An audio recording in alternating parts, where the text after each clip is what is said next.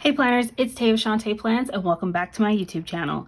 In this video, I'll be sharing my essential planning tools. These are the tools that I reach for every single time I sit down to plan, and I thought this could be really helpful, particularly for new planners, to just share this with you guys. And let's get into it. We're gonna start off with my craft knife. This is the Fiskars craft knife, and I use this frequently when I'm planning, typically to trim down any florals or deco or things like that I'm working on. It's really nice and efficient because it makes it easy to make clean cuts on things. We're gonna go over scissors in just a few minutes, but oftentimes I feel like using a craft knife can be a little bit more precise if you don't exactly know where you need to make a cut. And this is a really good one. I like this one from Fiskars because it's really easy to purchase. It's sold at Michael's, Target, Walmart, lots of different places. So I'm really fond of this particular brand because of its ease of not only getting the craft knife itself, but also getting replacement blades for it.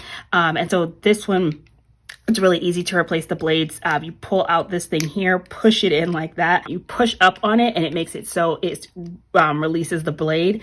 And then when you slide it back into place, it locks the blade so then it can no longer be moved. Love the fact that it comes with a cap, which is fantastic as well, because that way your hand is protected and you don't accidentally cut yourself, because this thing is definitely sharp. I also really love the shape and design of it. It's not a round craft knife, and so it's really easy to grip and to hold. I can really efficiently get a good grip and placement with my fingers when I'm using it to cut on the page. And so it's one of the things that I really like. The design of this, it's almost triangular in the shape of the body of this craft knife, which is really nice and comfortable in my hand. So I'm a big fan of this craft knife. There are lots of other great craft knives out and available that are really popular in the planner community. So definitely pick out the one that's best for you. I'm not particularly attached to anything brand wise. I'm just sharing with you guys what I personally use. Speaking of which, I also have the Fiskars brand scissors. And again, this brand choice was simply because I was at my local Walmart, specifically looking for fine tipped scissors. It wasn't so much that it just had to be the Fiskars brand. I just saw these, they were exactly the style that I was looking for, and that was why I purchased them. I think with any type of planning, and I use my scissors often when I'm planning, I'm constantly cutting things down to make it fit and to adjust and adapt things. And I really love fine tipped precision scissors because I want to make sure I'm getting a clean, crisp cut, and the fine point scissors are going to give you the best detailed precision when you're cutting as possible. So if you're looking for some really good craft scissors, you definitely have a lot of great options out there. Just make sure you get some that have a really great tip on them. It's going to make your life so much easier, as opposed to having scissors like this, which are, you know, more of that blunt cut style. These I would not use for crafting. They just are not going to be as effective. I mean, you can absolutely work with them, but this is just a better point for planning. Next thing I want to talk about is a straight edge. I use this washi card primarily for my straight edge. You can obviously use a ruler, which is more of a traditional type of straight edge, but I tend to use this washi card because I've had it in my collection for a while, and it's fun, it's cute, it's Disney, and it makes me happy when I'm using it and planning, and I use it in combination with my craft knife very, very frequently. Also really great for helping to cut washi tape. Having some sort of straight edge when you're planning is definitely an essential tool. So you've got a lot of options here. You can use something like a washi card, you can use a ruler, you can use anything you want.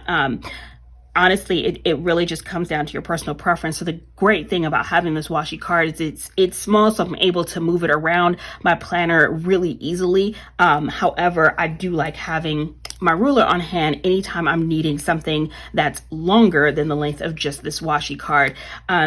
I remember, like, sometimes some planners will come with a ruler in them, which is really great because then you're going to get a ruler that's the full length of your planner. This one is a full 12-inch ruler, so it's much longer than the length of my planner, which I think is another reason why I don't personally reach for it super often, only if I just like have to. I typically reach for this often when I'm doing my dashboard pages, and I'm actually just drawing straight lines because I need more length than what this straight edge will provide for me. But this tends to work out really well for just trimming down stickers, trimming down washi tape, and other smaller things that I'm utilizing in my planner because it's going to cover the full length of a column, and I'm generally not cutting across more than the length of a column. So I tend to like utilizing my washi card, but any straight edge, of course, will do. Next, we'll talk about tweezers. Tweezers are probably one of the most essential things that I have with planning. And that actually really comes down a lot to my personal planning style. I do a lot of layering, and one of the things that I've found is that if I can get my fingers out of the way, it helps me visualize what's happening as I'm sort of like trying to piece stickers together and figure out what it's going to look like. And that is where tweezers really come in handy, because you've got that fine tip that's pushed away and your hands backed up so you can hold things out in front of you and see what's going on.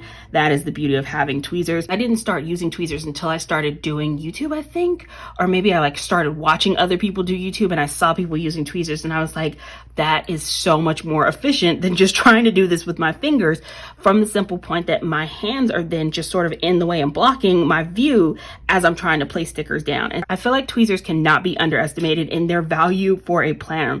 Now, you've got a couple of different options in terms of the tips for the tweezers that you decide to use. These are just the simple slant tipped tweezers, and I got these actually just from my local Dollar Tree. They're amazing. They work incredibly great. They have a good grip. The one thing you don't want is any tweezers that you're having any sort of separation issue or they're getting old. Go ahead and replace them, because if you can't get a decent grip on your sticker, then your tweezers are no longer of use to you when it comes to your planning. If they're sort of slid or slanted in any sort of way like that, you absolutely want to have tweezers that are going to give you an even grip, and you're not going to be dropping stickers all over the place. Take it from someone who has a tendency to drop stickers on her planner, and then things get stuck to each other and you're trying to peel it up and it ruins something else on the page. Ask me how I know. Firsthand experience. But save yourself the headache. Make sure you've got a functional set of tweezers. They're super affordable. The alternate option for a tip is those fine point precision tips. I see a lot of people use those. They're sort of like needlepoint tipped tweezers, and that really comes down to personal preference and your use of them, because I personally prefer the slant tipped. I find with the needlepoint tip, I end up sort of stabbing my page without meaning to, and I think that's mostly just because I'm used to the slant tipped style tweezers. I think if you're more comfortable with the needlepoint style tweezers, then it's something that works well for you. Go for that style. Do whatever's going to be in the best interest of you, and it's just about trying it out, finding out what works well for you, and giving it a go. And this is a very much a reasonably affordable type of tool in that you can try out both of them. Go to your local Dollar Tree, pick up a needlepoint tweezer and a slant tip tweezer, and see which one is going to be your favorite. There's also like those really fancy reverse tweezers where you could sort of like squeeze this part of the tweezer on those reverse ones, and what happens is instead of closing when you squeeze it, it opens. So what you then get is, if you have a hard time gripping your tweezers, those reverse style tweezers may be handy for you, because the only time they open is when you squeeze them. So they're closed around the sticker while you're not applying any pressure to the tweezers at all. And so if you are having difficulty with any sort of grip, I'm going to try to see if I can find a picture of those styles of tweezers, because if you have any sort of grip issues, that might be much more comfortable and a better option for you than just regular traditional tweezers, whereas when you apply pressure, it grips. With the other type of tweezers, when you apply pressure, it releases. So those are your tweezer options. This is a tool I have not used as much in 2021 as I did in 2020. When I say I went through cases of this in 2020, I would order the 10-pack of Tombow Mono correction tape on Amazon, and I'd go through it within a matter of a couple months. And so this is still, I feel like, an optional tool. It's really going to depend on both your planner and your planning style. Some people don't care for the lines and things showing in their sidebar, or you may want to get rid of some lines in your bottom washi. There may be some detail on your planner that you want to white out before you place down your stickers, so it's not showing through your stickers. That's going to depend on the type of planner you have. At this point, I have a planner that is so minimalist, and even with the lines in the sidebar, which aren't my favorite thing to have showing because they're grayscale and so light on the page, I've gotten to the point where I'm just like, if they show, they show. If they don't, I don't care. I really do not enjoy using whiteout, and it's probably because I used so much of it last year. However, it can be a very handy tool, and that was why I wanted to include it in this video, because it was something that I did use for a lot of years in my planning, because there are some things, if you don't have a planner that's quite this minimalist, this is definitely going to be a very handy tool. So highly recommend whiteout. This particular brand, the Tombow Mono brand, much better than the Bic whiteout in my personal experience. The dispenser works better. It's much more efficient. You can close it when it's not in use. When you slide it down, it's open, and it's really has a smooth, even glide across the page.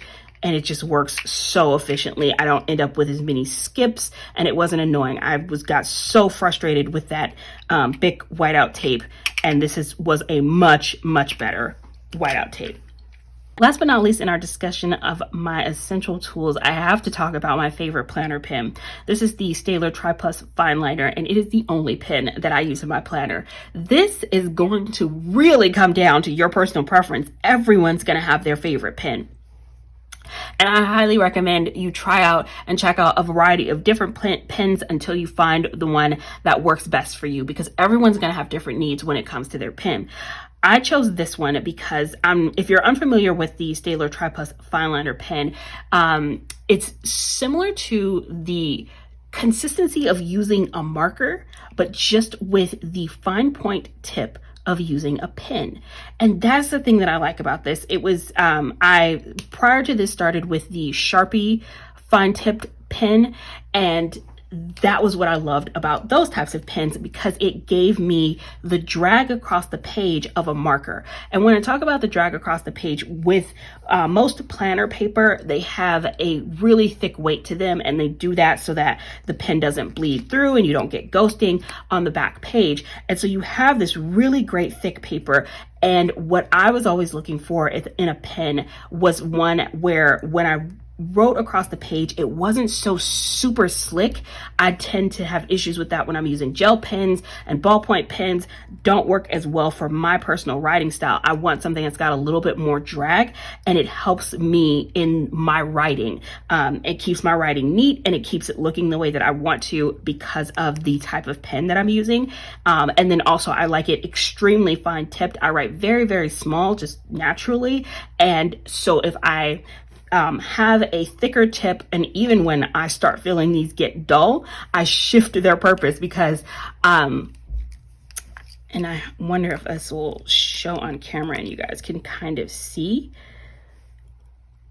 When the tip is as new, it's very fine tipped. As it wears down, it gets a little bit dull. And even at that very fine precision point, what I tend to do is start switching this to utilizing it for writing for work, or writing in other pages, writing in notes, writing in my journals, writing in pages that aren't on my actual planner, because as it gets dull, my writing gets thicker and looks sloppier. When it's a more fine precision point, my writing looks the way that I would like it to and looks more presentable. I order in a box set on Amazon, so I always order a set of 10. This is the 0.3 millimeter fine tipped point, and it is absolutely perfect, because that is the tiny precision size that I want when I'm writing, because it's going to work best for me. And again, this is going to be different for everyone. You may prefer a 0.5 or 0.7. You may prefer a medium or ballpoint pen. Your handwriting may not be about being fine and delicate. Yours may be about being bold and tall and statementy on the page. It just depends. And so you want to have a great pen that's going to be your planner pen, and what that's going to look like is going to be different for everyone. It just comes down to deciding what's in the best use for your personal style. So those are my planning essentials. Every time I sit down and pull out my planner, these are the tools that I pull out so that I have them available to use when I am planning. I hope that this video was helpful, particularly if you are new to planning. Thank you all so much for taking the time to watch this video. I hope you're having an amazing day, and I will see you next video. Bye.